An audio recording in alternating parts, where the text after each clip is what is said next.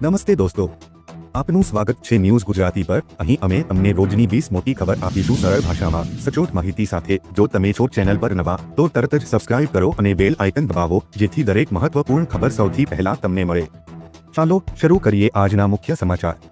વરસાદની આગાહી, અંબાલાલ પટેલ। 28 સપ્ટેમ્બરથી 3 ઓક્ટોબર સુધી ભારે વરસાદ પડી શકે છે। કેટલાક વિસ્તારોમાં 4 થી 6 ઇંચ જેટલો પણ વરસાદ ખાબકી શકે છે। અંબાલાલ પટેલે જણાવ્યું કે 10 થી 12 ઓક્ટોબર દરમિયાન વરસાદ પડી શકે છે અને 18 થી 27 ઓક્ટોબર સુધી વાતાવરણ વાદળછાયું રહેશે। દિવાળી દરમિયાન પણ વાદળો ઘેરાયેલા રહેશે અને કેટલાક વિસ્તારોમાં માવઠા થઈ શકે છે તેમ અંબાલાલ પટેલે જણાવ્યું છે। આજથી અનેક વિસ્તારોમાં વરસાદ પડી શકે છે। દક્ષિણ, મધ્ય અને ઉપ ગુજરાતમાં વરસાદ પડી શકે છે। જો કે તેમણે 22 થી 23 દરમિયાન છૂટાછવાયા વરસાદની આગાહી છે પણ 25 સપ્ટેમ્બરથી હવામાનમાં પલટો આવી શકે છે। તહેવાર પહેલા મોટી ભેટ, ગુજરાત સહિત સમગ્ર દેશના ગ્રાહકો માટે તહેવારોની સિઝન પહેલા એક મોટી ખુશખબરી આવી છે। નવા દર લાગુ થયા બાદ અમૂલ ડેરીએ તેની 700થી વધુ પ્રોડક્ટ્સના ભાવમાં નોંધપાત્ર ઘટાડો કરવાનો નિર્ણય લીધો છે। નવરાત્રિની શરૂઆત પહેલા જ મળેલી આ ભેટથી સામાન્ય નાગરિકોને મોટી રાહત થશે। કઈ પ્રોડક્ટ્સ કેટલી સસ્તી? ઘી પ્રતિ લિટર ₹40નો ઘટાડો, માખણ ₹20નો ઘટાડો, આઈસ્ક્રીમ ₹15નો ઘટાડો, અમૂલ ચીઝ પ્રતિ કિલો ₹30નો ઘટાડો, પનીર પ્રતિ કિલો ₹15નો ઘટાડો, દૂધ અમૂલ તાજા દૂધમાં લીટરે ₹2 અને અમૂલ ગોલ્ડમાં લીટરે ₹3નો ઘટાડો। આ ભાવ ઘટાડો આગામી 22 સપ્ટેમ્બરથી અમલમાં આવશે। આ નિર્ણય કેન્દ્ર સરકારે જીએસટી સ્લેબમાં કરેલા ફેરફાર બાદ લેવામાં આવ્યો છે। અમૂલનો આ નિર્ણય દર્શાવે છે કે તેઓ ગ્રાહકોને રાહત આપવામાં અગ્રેસર છે। તહેવારોમાં મોંઘવારીનો માર સહન કરી રહેલા પરિવારો માટે આ એક મોટી રાહત બની રહેશે। મોબાઈલથી જ થઈ જશે આધાર અપડેટ। યુઆઈડીએઆઈ એક નવી મોબાઈલ એપ્લિકેશન આધાર વિકસાવી રહી છે જે આધાર યુઝર્સને તેમના નામ, સરનામું, જન્મ તારીખ અને ફોન નંબર જેવી માહિતી સરળતાથી અપડેટ કરવાની મંજૂરી આપશે। આ એપ્લિકેશન 2025ના અંત સુધીમાં લોન્ચ થવાની સંભાવના છે। આમાં એઆઈ અને ફેસ આઈડી ટેકનોલોજીનો સમાવેશ થશે જે વધુ સુરક્ષિત અને અનુકૂળ સેવાઓ પ્રદાન કરશે। હવે બાયોમેટ્રિક વેરિફિકેશન માટે જ આધાર કેન્દ્રની મુલાકાત લેવી પડશે। અમદાવાદ સ્વચ્છ નવરાત્રિ મહોત્સવ। અમદાવાદને વધુ સ્વચ્છ બનાવવા માટે મ્યુનિસિપલ કોર્પોરેશન દ્વારા સ્વચ્છ નવરાત્રિ મહોત્સવ સ્પર્ધા 2025નું આયોજન કરવામાં આવ્યું છે।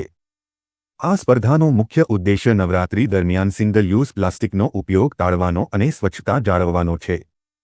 રહેણાંક સોસાયટીઓ અને સામૂહિક ગરબા એમ 2 કેટેગરીમાં આ સ્પર્ધા યોજાશે જેમાં વિજેતાઓને ₹31,000થી ₹1 લાખ સુધીના રોકડ પુરસ્કાર આપવામાં આવશે।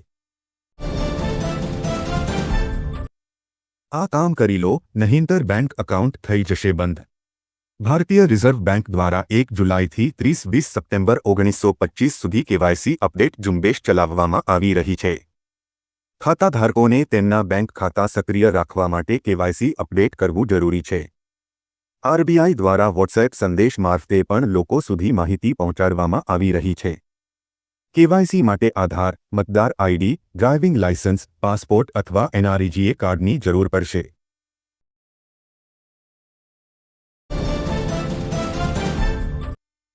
ખેડૂતોને હપ્તા વગર 36,000 સહાય।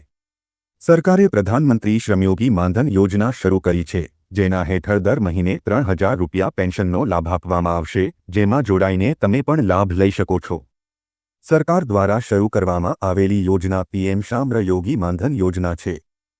આ યોજના શરૂ કરવાનો હેતુ નબળા વર્ગને આર્થિક રીતે મજબૂત બનાવવાનો છે। એટલું જ નહીં, સરકાર આ યોજના હેઠળ અરજદારના ખાતામાં વાર્ષિક ₹36,000 ટ્રાન્સફર કરશે। આ યોજના દ્વારા કામદારોને 60 વર્ષની ઉંમર પછી દર મહિને ₹3,000ના પેન્શનની સુવિધા મળે।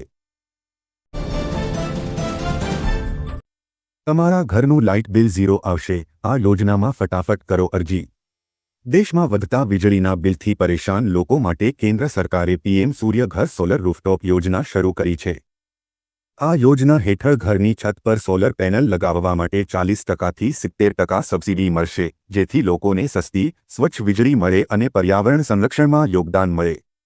2030 સુધી લાખો ઘરોને સોલર એનર્જી સાથે જોડવાનો લક્ષ્યાંક છે। વધુ માહિતી માટે વેબસાઇટ પર જોઈ શકો છો। ગરીબોને મળશે મોટી રાહત। સામાન્ય નાગરિકો માટે એક મોટા રાહતના સમાચાર છે। 22 સપ્ટેમ્બરથી દેશભરમાં નવા જીએસટી સુધારા લાગુ થવા જઈ રહ્યા છે, જેના પરિણામે ખાદ્યપદાર્થોથી લઈને જીવનજરૂરી ચીજવસ્તુઓ અને દવાઓ સુધીની અનેક વસ્તુઓ સસ્તી થશે।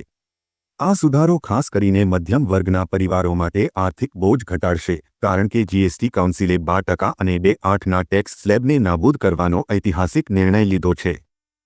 જીએસટી સ્લેબમાં મોટો ફેરફાર 3 સપ્ટેમ્બરે જીએસટી કાઉન્સિલની બેઠકમાં લેવાયેલા નિર્ણય અનુસાર હવે જીએસટીના માત્ર 2 જ સ્લેબ અસ્તિત્વમાં રહેશે, 5% અને 18%। આ પહેલા લાગુ થતા 12% અને 2.8ના સ્લેબને નાબૂદ કરવામાં આવ્યા છે। 1-2 સ્લેબ આ સ્લેબમાં આવતી મોટાભાગની પ્રોડક્ટ્સને હવે 5ના સ્લેબમાં મૂકવામાં આવી છે। આમાં એવી વસ્તુઓનો સમાવેશ થાય છે જેનો રોજિંદા જીવનમાં બહોળો ઉપયોગ થાય છે। 28% સ્લેબ આ સ્લેબમાં આવતી મોટાભાગની વસ્તુઓ પરનો ટેક્સ ઘટાડીને 18% કરવામાં આવ્યો છે। આ નિર્ણયથી એસી, ટીવી, કાર અને બાઇક જેવા મોંઘા સાધનો પણ સસ્તા થશે, જેનાથી ગ્રાહકોને મોટી રાહત મળશે। પાક ખરીદી માટે નોંધણીની તારીખ લંબાવાઈ। મગફળી, મગ, અડદ અને સોયાબીન પાકોની ટેકાના ભાવે ખરીદી માટે નોંધણીની સમયમર્યાદા આગામી તા 2 સપ્ટેમ્બર સુધી લંબાવવામાં આવી છે, જેથી રાજ્યના મહત્તમ ખેડૂતો ટેકાના ભાવે ખરીદીનો લાભ મેળવી શકે।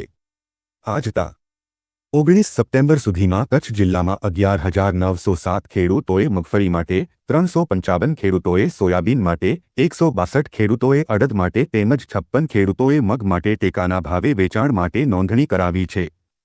ગત વર્ષની જેમ આ વર્ષે પણ ટેકાના ભાવે વેચાણ માટે ખેડૂતોએ કરાવેલી નોંધણીમાં સર્વે નંબરનું સેટેલાઇટ ઇમેજ અને ડિજિટલ ક્રોપ સર્વે સાથે સરખામણી કરીને મગફળીના વાવેતરની ચકાસણી કરવામાં આવી રહી છે। આ વેરિફિકેશન પ્રક્રિયામાં નોંધણી કરાવેલા 10%થી પણ ઓછા ખેડૂતોના સર્વે નંબરમાં મગફળીનો પાક જોવા મળ્યો નથી। આવા સર્વે નંબર ધરાવતા ખેડૂતોને એસએમએસના માધ્યમથી જાણ કરવામાં આવી છે, પરંતુ આ મેસેજથી ખેડૂતોએ ચિંતિત થવાની જરૂર નથી। દેશી ગાય ખરીદવા 28,000ની સહાય।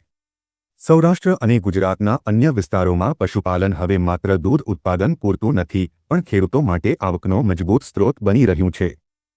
રાજ્ય સરકાર પશુપાલકોને સહાય આપવા માટે સતત નવી યોજનાઓ લાવી રહી છે। પ્રાકૃતિક ખેતીને ઉત્તેજન આપવા માટે રાજ્ય સરકારે હવે દેશી ગાયોની ખરીદી માટે સહાય યોજનાની શરૂઆત કરી છે। આ યોજના અંતર્ગત રાજ્યના એવા ખેડૂતોને સહાય મળશે જેમણે આત્મા કચેરી દ્વારા પ્રાકૃતિક ખેતીની તાલીમ લીધી છે। ખેડૂતોને આઈ ખેડૂત પોર્ટલ, ઈ ખેડૂત પોર્ટલ પરથી ઓનલાઈન અરજી કરવાની રહેશે।